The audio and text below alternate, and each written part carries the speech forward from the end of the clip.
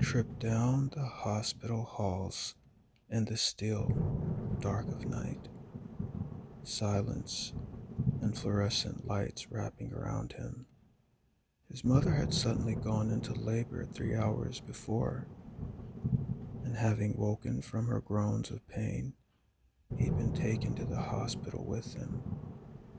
When they arrived, his parents disappeared into a room with a doctor and two nurses, leaving him to wander around alone in his pajamas. All the doors he passed were closed, and he flinched when he suddenly heard high-pitched crying on his left. He was afraid the sound would wake the other patients, and he got inside, finding a crib standing in the middle of a dark, empty room. A baby kicked its feet and cried uncontrollably, eyes closed and mouth wide open. The boy, well, he immediately felt a connection and stuck a hand into the crib. It was his baby sister wrapping her tiny fingers around his finger until she stopped crying and fell asleep. Aww. He smiled and silently made his way out, laughing happily, so proud, hurrying back to the room of his parents. The door was ajar and he heard his mother crying. He stopped to listen and heard the doctor saying to his mother, "I'm sorry, miss, but you have had a miscarriage." The boy didn't know what that meant, but he knew it wasn't good. He turned around and ran back to the room where he found his baby sister and screamed when he looked into the crib and found two hollowed out black holes where the eyes should be, and two little glowing beady lights beaming, staring back at him from the shriveled corpse of the premature infant.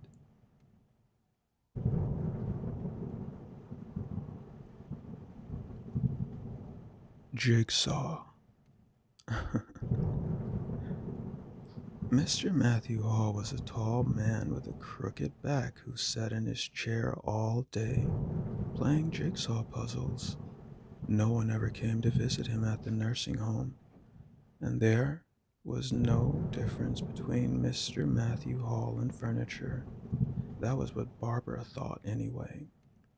The only reason Mr. Matthew was abandoned in the home was because he was a bad, bad man, and this was life's justice, leaving him to rot alone in a nursing home. But money came in regardless, and they had to take care of him. The nurses were creative with it though. They stole pieces of Mr. Matthew Hall's jigsaw puzzles and hid them all over the building. And when it was afternoon and time for Mr. Matthew to piece the puzzle together, he would discover pieces were missing. The old man would rise from his wooden chair, crooked back creaking like an old door, and begin to drag his feet from corner to corner, searching for the missing pieces of his puzzle. It was fun for the most part, and the nurses enjoyed watching him, placing bets on how many pieces he would find or which piece he would find last, until the day Mr. Matthew slipped down the stairs and died in his search. Barbara would be lying if she said she didn't miss Mr. Matthew Hall and the game they played with him. It was one of the fun things in this boring old nursing home, and even then, more boring people within. Oh, what she would give for something fun to happen. Well, it's coming, Barbara. I'm done with my rounds, Christine. She said disinterestedly as she strolled into the office her colleague had been in before Barbara went to check on her patients. Barbara frowned when she realized the room was empty. Christine? She said, looking around, eyes shifting back and forth. Something caught her attention on the table, drawing closer and closer. Barbara picked up the piece of paper. In red ink were the words, "Wanna play a game?" Want to play a game? Hmm, no thanks. Complete the jigsaw puzzle. Complete the jigsaw puzzle. Ugh. Barbara hissed under her breath. Christine was always one for practical jokes. Not funny, Christine. Hm. She drew the words out as she took slow steps out of the room and into the dimly lit hallway. Ooh, a smile tugged at Barbara's lips regardless. She missed this kind of fun in the nursing home. In time, Barbara was walking through the hallway. The night was unusually cold, and a chill was brought in by a trail of wind. A door creaked open, suddenly, tearing through the silence. Barbara jumped and turned towards it as the chill took root in her spine. Through the opening, she saw a window that was left open. Barbara frowned as she went into the unlit room and awake from the lit hallway. Christine? She called out as she trailed her hand over the wall to find the light switch. She flicked the light on, but it refused to come on. Barbara shuddered from the cold the window brought in and decided to forget about the light. In her movements toward the window, she stepped in something sticky, and when she tried to shift away while cussing under her breath, her leg hit something that seemed both hard and soft, surprisingly.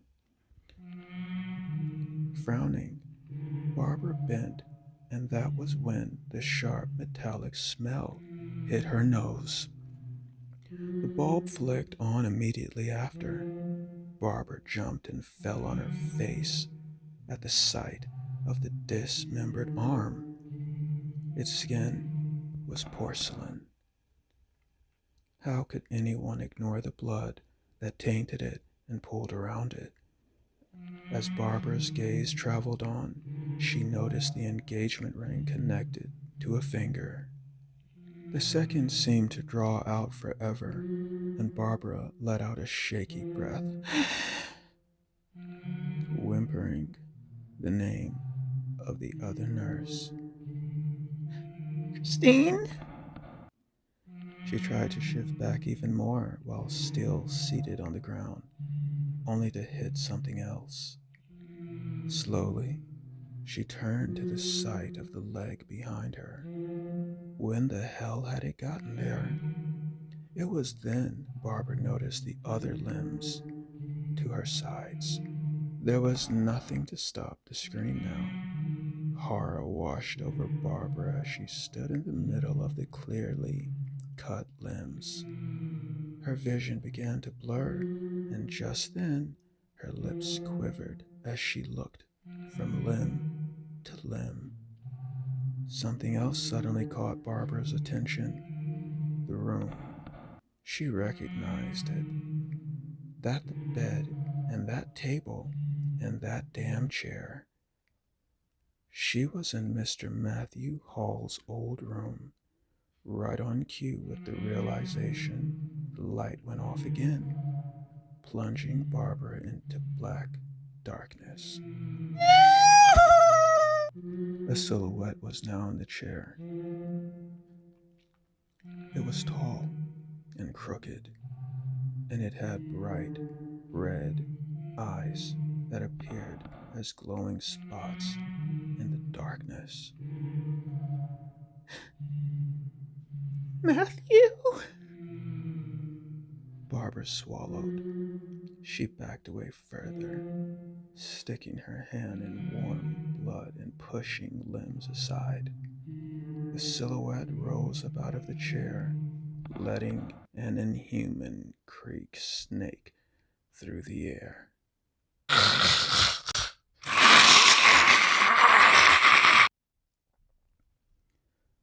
The light flickered back on, and Barbara felt the words get choked in her throat as she saw the rotting corpse of Mr. Matthew Hall just a few feet away from her. In one hand was Christine's head, and in the other was a gleaming, sharp knife. Do you know what's better than putting a puzzle together? Asked the figure that rendered Barbara paralyzed. Its voice was like something dragged out of a demon's throat. It wore, God, one hell of a wicked, wicked grin, as it said, ripping them apart. Barbara felt the knife sawing through her flesh just before she could manage a scream.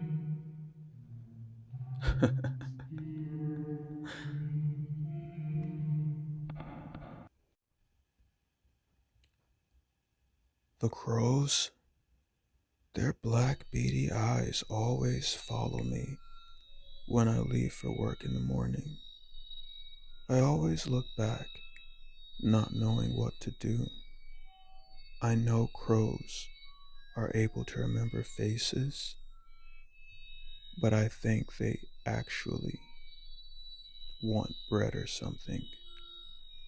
My wife used to feed them, and I suppose they know I'm her husband, even if she is gone.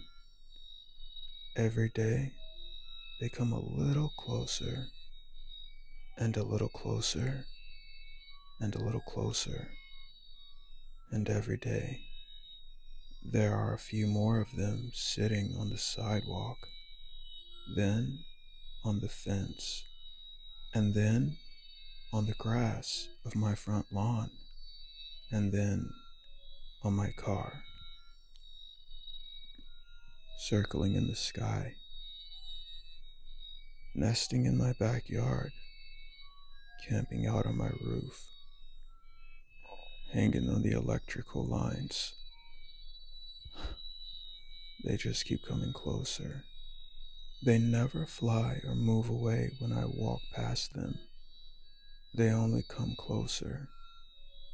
Black, beady little eyes following my every single footstep.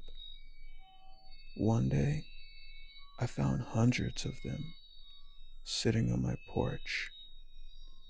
People on the streets watching in wonder as the birds finally start to move aggressively, ticking on every window of the house and crowing like crazy. That's when I knew I couldn't leave the house anymore.